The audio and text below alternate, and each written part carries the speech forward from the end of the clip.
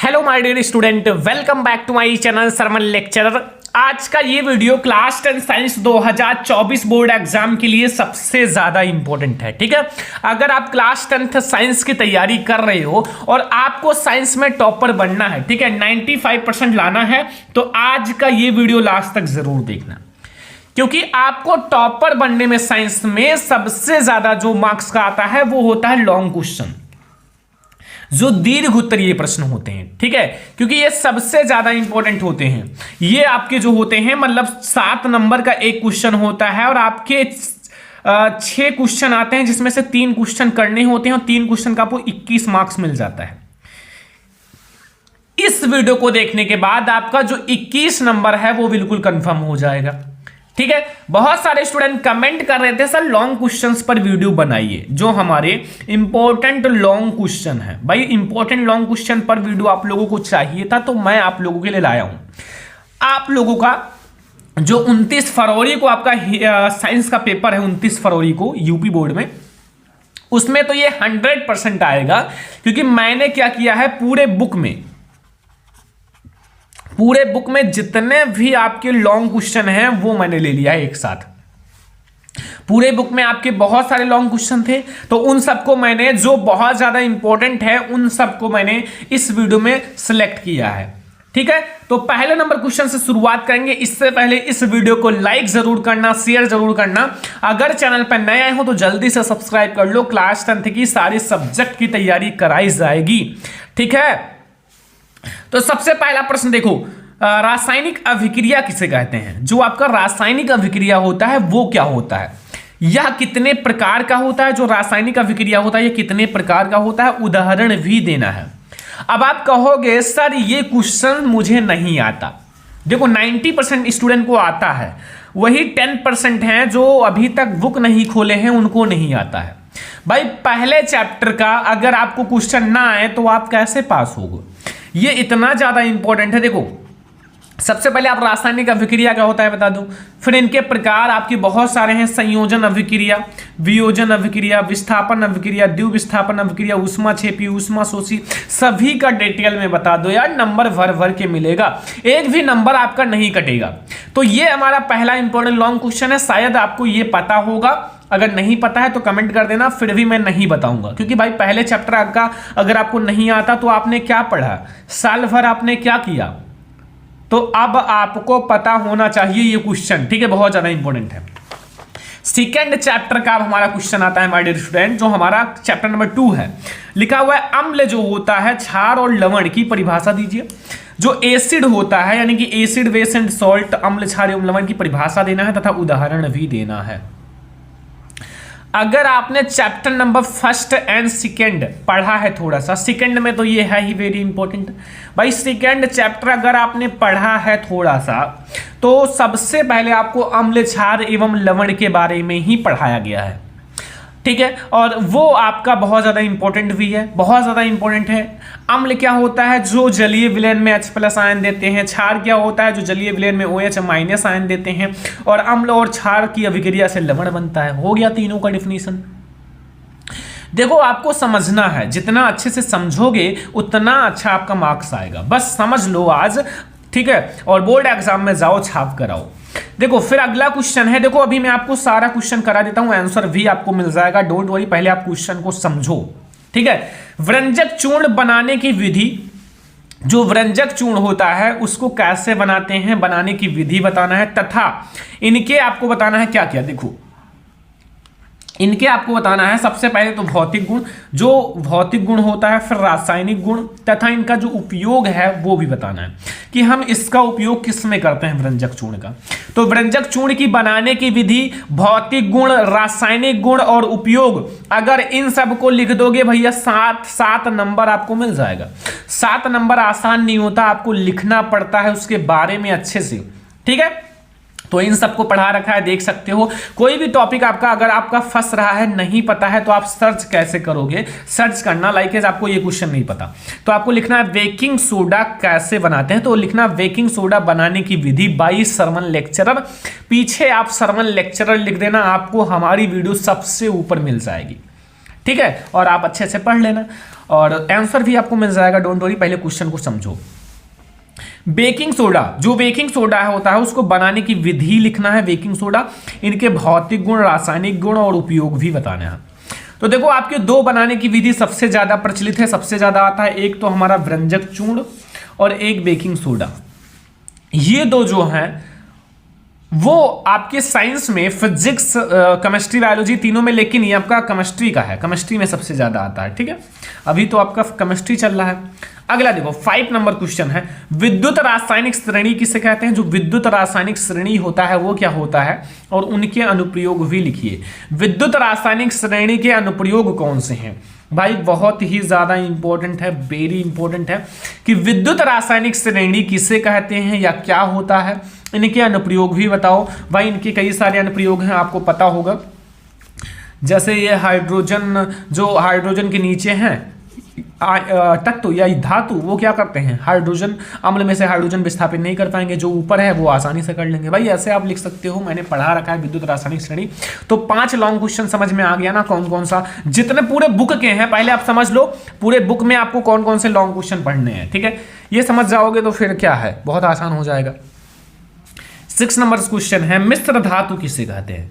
जो मिश्र धातु होता है उसका डिफिनीशन देना है। ठीक है, और इनके 2 मिश्र धातुओं के नाम भी लिखना है, संगठन भी लिखना है, व उपयोग भी लिखना है। 2 मिश्र धातु जो हैं, मिश्र धातु के नाम भी लिखना है कि कौन कौन से मिश्र धातु हैं, संगठन भी लिखना है और उपयोग भी लिखना है। ठीक है, ये बहुत ही ज्यादा इंपॉर्टेंट है जो हमारा मिश्र धातु का टॉपिक है, क्योंकि ये धातु एवं अधातु का सबसे ज्यादा इंपॉर्टेंट लॉन्ग क्वेश्चन है, धातु एवं अधातु चैप्टर का। ठीक है, तो ये 6 क्वेश्चन आप तैयार कर लोगे। जितना बता रहे हैं आज ही तैयार नहीं कर पाओगे, बट आप अपना टारगेट बना लेना, हमें 4-5 क्वेश्चन एक दिन में तैयार करना। 4-5 क्वेश्चन तैयार करोगे भाई, 10 दिन का खेल है, खत्म हो जाएगा। 10 दिन से कम में ही खत्म हो जाएगा। अगर आप 4-5 क्वेश्चन तैयार करोगे 5 दिन में खत्म हो जाएगा, 5 से 8 दिन में। ठीक है, बट अगर आप टारगेट बनाओ तो उसको पूरा भी करना। ऐसा नहीं कि आज आपने बना लिया कल आप पढ़ ही नहीं रहे हो, क्या फायदा। ऐसे टारगेट बनाओ जिसको आप पूरा कर सको, भले ही दो ही क्वेश्चन का बनाओ, लेकिन आप 2 क्वेश्चन का टारगेट पूरा कर सको, ऐसा टारगेट बनाना। ठीक है, पढ़ने का। 7 नंबर क्वेश्चन है, एथिल अल्कोहल के निर्माण की प्रमुख विधियों का रासायनिक समीकरण देते हुए संक्षिप्त में टिप्पणी लिखिए। जो हमारा एथिल अल्कोहल है उसके निर्माण, एथिल अल्कोहल का निर्माण जो होता है कैसे किया जाता है, उनकी विधि बताना है, कैसे एथिल अल्कोहल का निर्माण होता है, विधि बताना है, उसके रासायनिक समीकरण के द्वारा समझाना है। ठीक है, रासायनिक समीकरण के द्वारा आप एथिल अल्कोहल बनाने की विधि को समझाओगे तो आपको भैया 7 नंबर मिलेगा। बहुत आसान है। ठीक है, 8 से 10 लाइन आप लिख दोगे, 7 नंबर मिल जाएगा।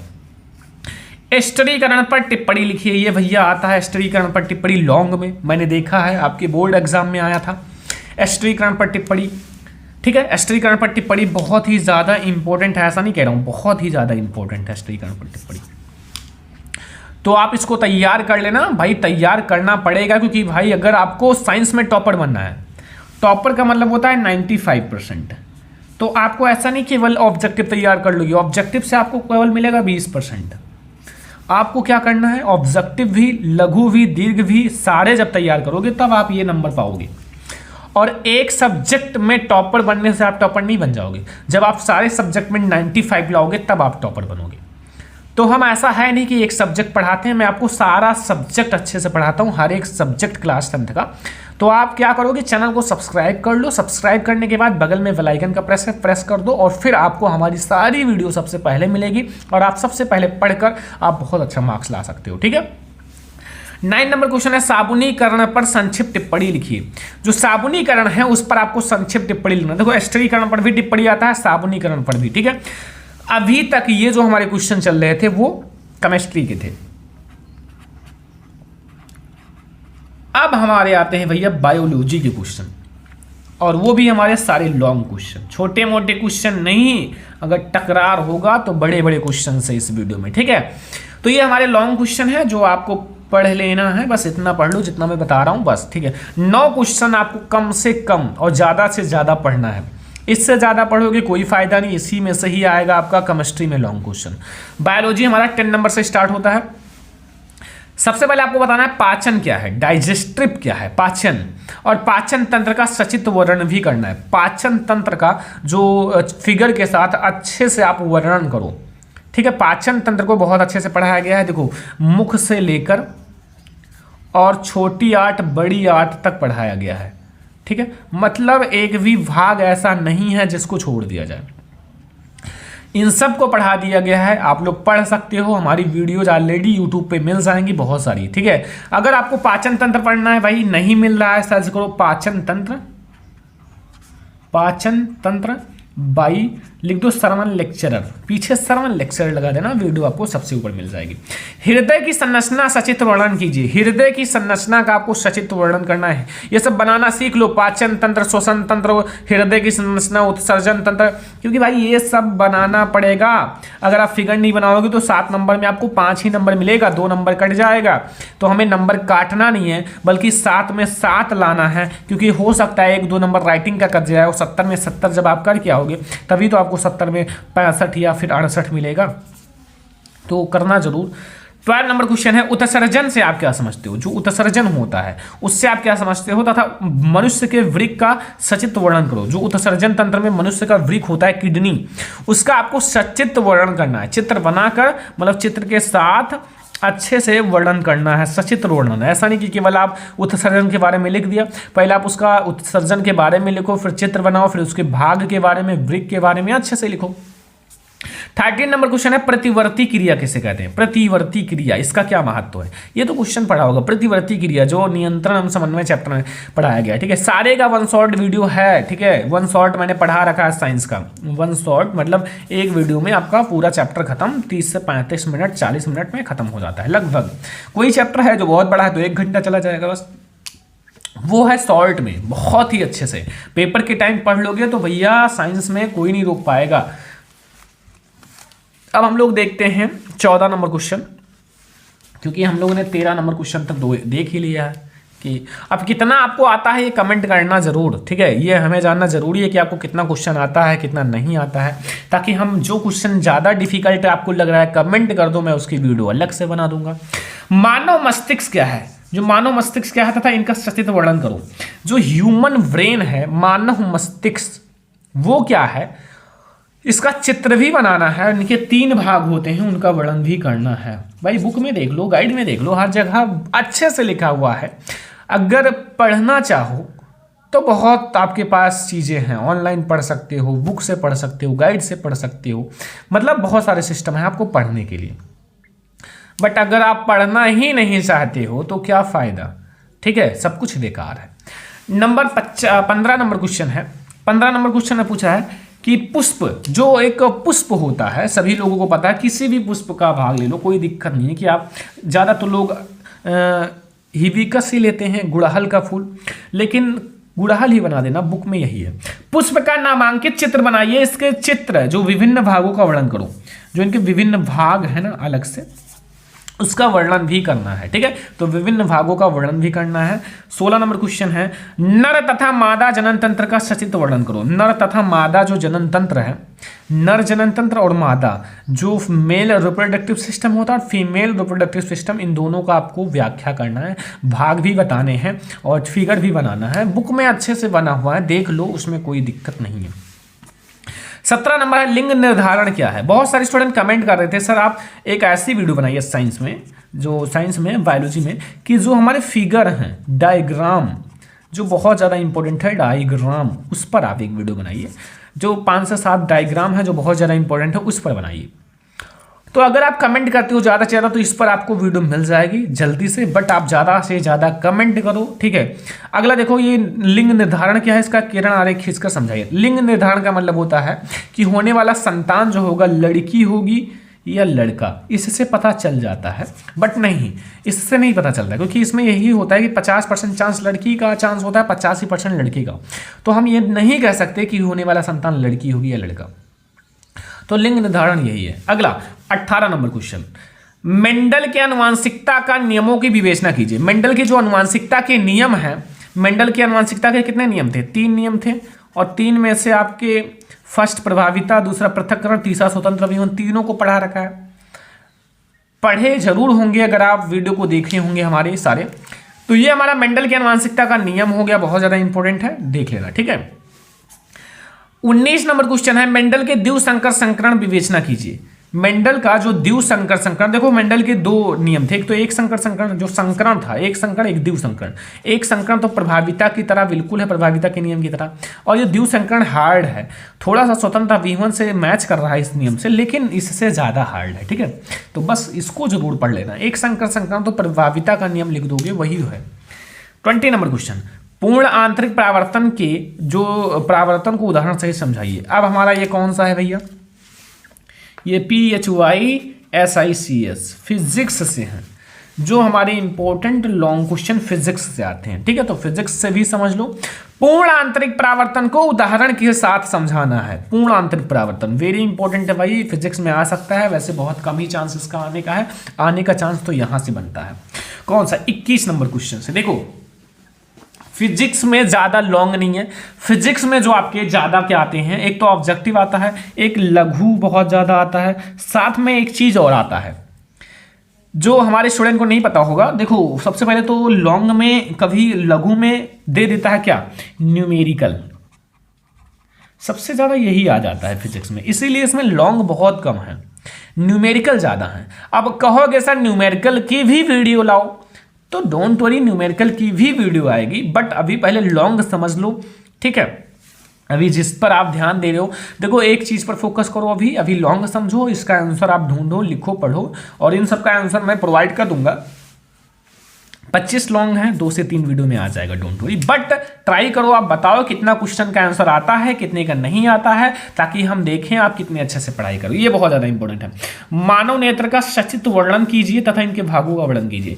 जो मानव नेत्र है उसका चित्र बनाकर अच्छे से डिस्क्राइब करना है, अच्छे से लिखना है, और उनके भाग भी बताने हैं। ये हमारा 21 नंबर क्वेश्चन है।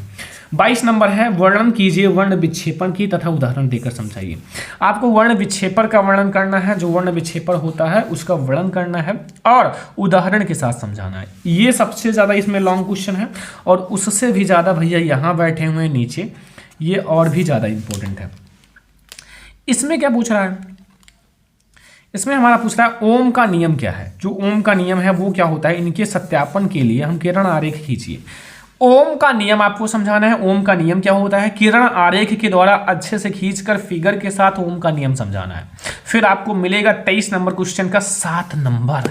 और भैया ये लॉन्ग में जरूर आता है ओम का नियम। पहले 2 क्वेश्चन बहुत ज्यादा वायरल थे, जो इस समय सिलेबस से कट चुका है, विद्युत मोटर, विद्युत जनित्र, जो अब सिलेबस में नहीं है, ठीक है। तो ठीक ही है, कोई दिक्कत नहीं, ओम का नियम अब समझ लेना क्या आएगा।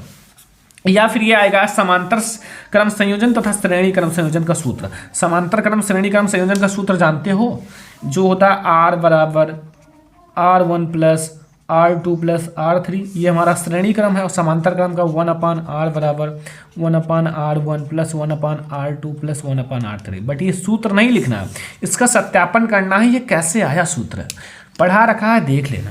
25 नंबर है, फ्लेमिंग के दाएं तथा बाएं हाथ का नियम लिखिए। फ्लेमिंग के दाएं तथा बाएं हाथ के 2 नियम थे, अभी जल्दी पढ़ाया है टॉपिक्स में, तो ये दोनों नियम लिखने हैं। तो पूरे साइंस में, मतलब पूरे बुक में, आपके पूरे बुक में जो आपका साइंस है उसमें बस मैंने देखा है, बहुत ज़्यादा रिसर्च किया तो 25 लॉन्ग मिले हैं। और 25 लॉन्ग में से अगर आप तैयार कर लोगे 25, भाई पूरे बुक में अगर आप कोई और बताएगा तो आपको 100 लॉन्ग बता सकता है, वो इंपॉर्टेंट तो बताएगी नहीं, मैं आपको वो बता रहा हूँ जो बिल्कुल इंपॉर्टेंट है। 25 लॉन्ग आए हैं, 25 में से 25 तैयार कर लो, मैं गारंटी लेता हूँ, जाओ 10 साल के पीछे के पेपर उठा के देख लो, इससे बाहर नहीं आया। हाँ, जो टॉपिक कट गए हैं वो आए हों तो उसको कट कर देना, ठीक है भाई। अब जो कट गए हैं वो तो आएंगे नहीं। तो ये हमारा साइंस का इंपॉर्टेंट लॉन्ग क्वेश्चन का वीडियो है। 29 फरवरी के दिन पेपर देने जाना, अच्छे से लिख कर आना, अगर आप याद करोगे तो 100% लाना है, ठीक है। तो ये दीर्घ उत्तरीय प्रश्न है साइंस का। इस वीडियो को इतना ज़्यादा लाइक करो कि हम जल्द ही आप लोगों के लिए हर एक सब्जेक्ट का लॉन्ग क्वेश्चन की वीडियो लाएं। इसका आंसर भी आपको मिल जाएगा जल्द ही, ठीक है। इस वीडियो को ज़्यादा से ज़्यादा लाइक करना, शेयर करना, चैनल पर नया तो सब्सक्राइब भी कर लेना। हम लोग ऐसे ही और बहुत सारी वीडियो देखेंगे। तो चलो फिर मिलते हैं नेक्स्ट इंपॉर्टेंट वीडियो में, तब तक के लिए जय हिंद।